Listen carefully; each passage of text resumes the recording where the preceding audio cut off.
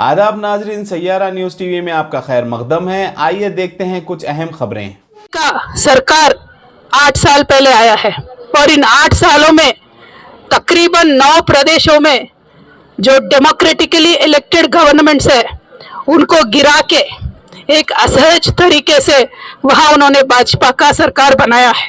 ये हम देख रहे हैं इस देश में क्या हो रहा है और ये आज देश में बच्चा बच्चा जानता है कि किसी भी प्रदेश में इलेक्शन होने वाला होता है वहां मोदी से पहले ईडी पहुंच जाता है। तो आज तेलंगाना में भी यही हुआ है, कुछ नया नहीं है। अगले साल हमारे यहाँ हमारे प्रदेश में इलेक्शन है तो मोदी जी के आने से पहले ईडी वाले आ गए। हमने उनका स्वागत किया, हमने कहा हर तरीके से आपको कोऑपरेट करेंगे।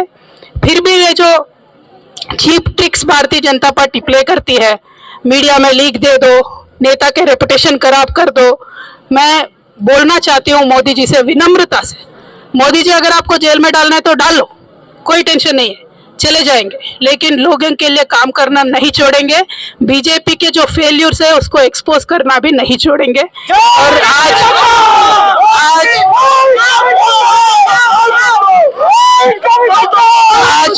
तेलंगाना प्रदेश में केसीआर साहब के सदारत में बहुत अच्छे तरीके से सरकार चल रही है।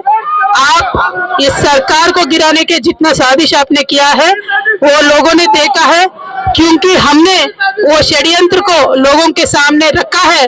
तो आप रिएक्शन में ये सारी चीजें कर रहे हो, सिर्फ मेरे ऊपर नहीं, हमारे मंत्रियों के ऊपर, हमारे एमएलएस के ऊपर, एमएलसीज के ऊपर, ईडी, सीबीआई, आईटी सब कुछ चला रहे हो।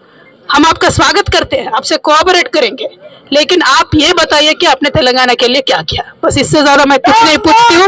We welcome the agencies, we will absolutely cooperate with them and we are not scared of anything. Thank you. जय तेलंगाना।